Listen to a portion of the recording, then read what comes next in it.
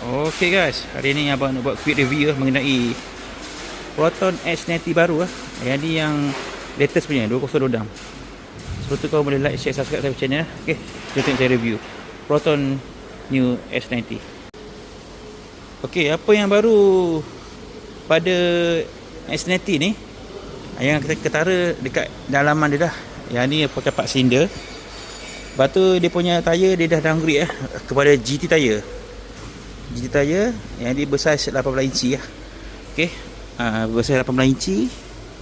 Nampak dia.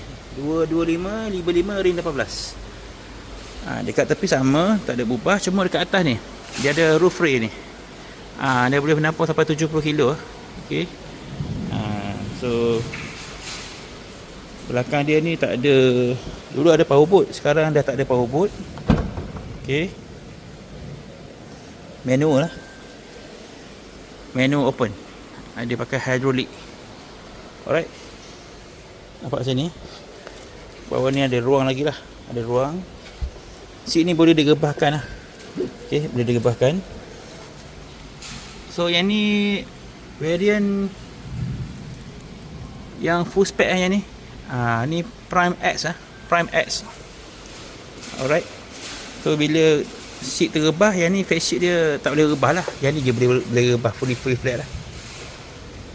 So kena manual close. Sama macam dulu, tak ada beza. Cuma rim lah dia dapat line sikit. Dia macam light sikit. So ada roof rail lah, kau boleh letak lah barang kat atas tu kan. Okay, jom kita tengok dalam. Bahagian dalaman. Ini colour marine blue lah. Dalaman sama macam dulu, cuma dah tak ada wireless charger. Normal lah. Normal wireless charger. Lepas tu yang ni dia pakai Android Auto, Apple CarPlay, wireless lah. Lepas tu ada switches dah tak ada lah. Okay. Aircon every row ada aircon lah. Ni dia punya besar lah. Datang sekali dengan dengan dashcam. Alright. So yang ni dia punya globok. Ambient light normal, semua tak ada.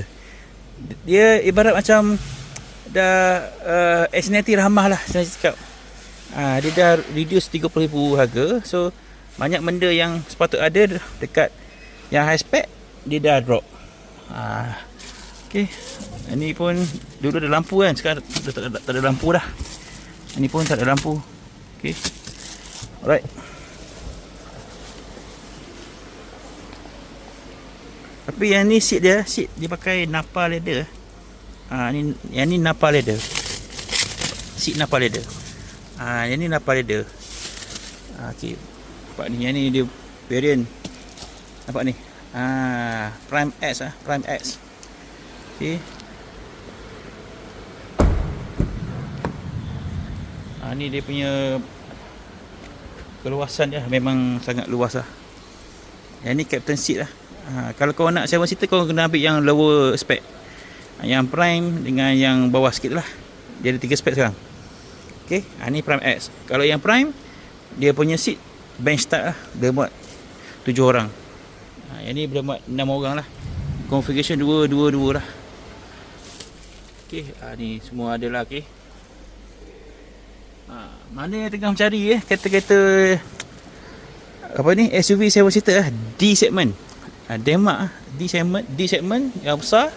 Ini sedekah lah. You cari berbaloi-baloi.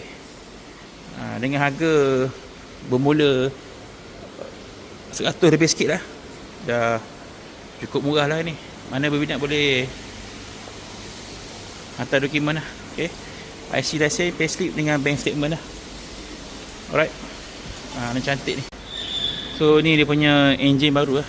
Normal 1.5 my hybrid Yang ni 1.5 4 cylinder 4 cylinder. Horsepower dia 181 PS, 290 Nm. Yang ni pakai timing chain.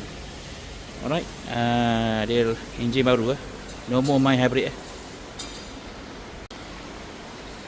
So mana-mana yang berminat dengan S90, boleh Roger abang Mana berminat tu boleh roger lah. Gaji 3,000 ke atas bersih dah layak lah untuk memiliki Proton S90 baru. Okay. Ini wedding Prime X. Kira full spec lah ni. And then dia ada colour baru, colour hitam. Colour hitam lah, ini colour biru. Colour hitam pun ada, available. Ruby red dah tak ada lah, dengan brown normal. Berminat boleh contact abang lah. Saya cover seluruh Malaysia lah, semenanjung Malaysia. Berminat dengan Proton S90, boleh roger abang. Mari. Assalamualaikum. Bye bye.